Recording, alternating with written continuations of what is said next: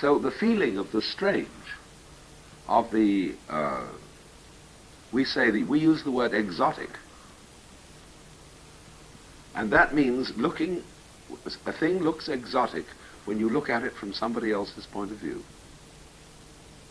And eventually you get used to it.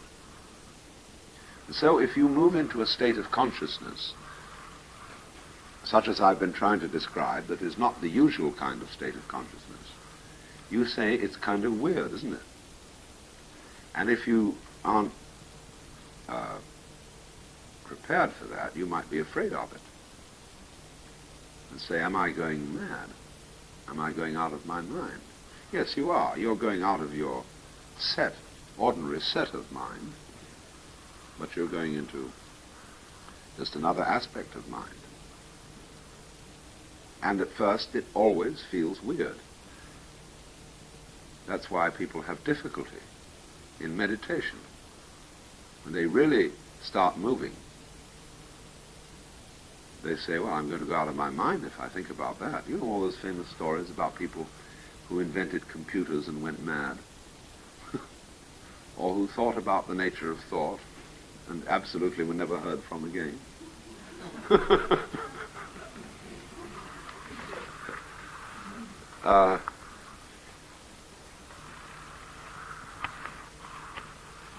There's a certain fear, in other words, of the loss of one's own ego, of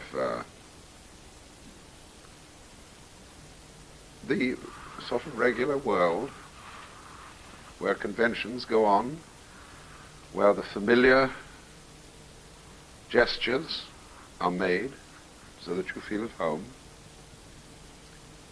and you get into other dimensions of awareness where the gestures are different. The nerves are doing something else, or in Eden you don't know whether they're even nerves anymore. They may be Adi Buddhas and all these charming girls who you see in these things, and you don't know who they are. Some kind of weird Tibetan fantasy. You say, this will get cultural shock. Stay away from that. It isn't cultural shock with respect to some other people.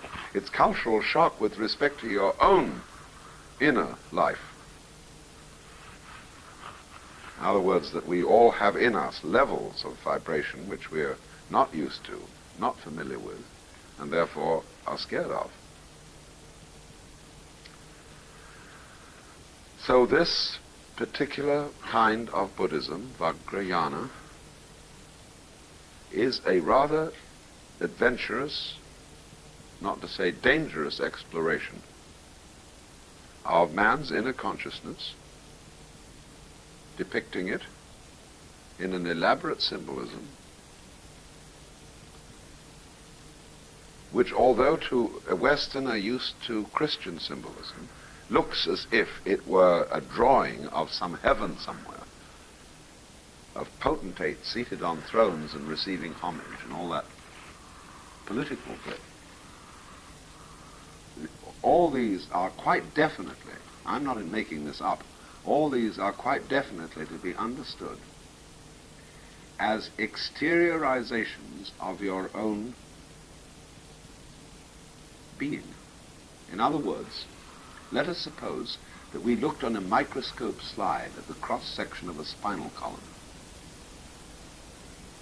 or of an area of the brain.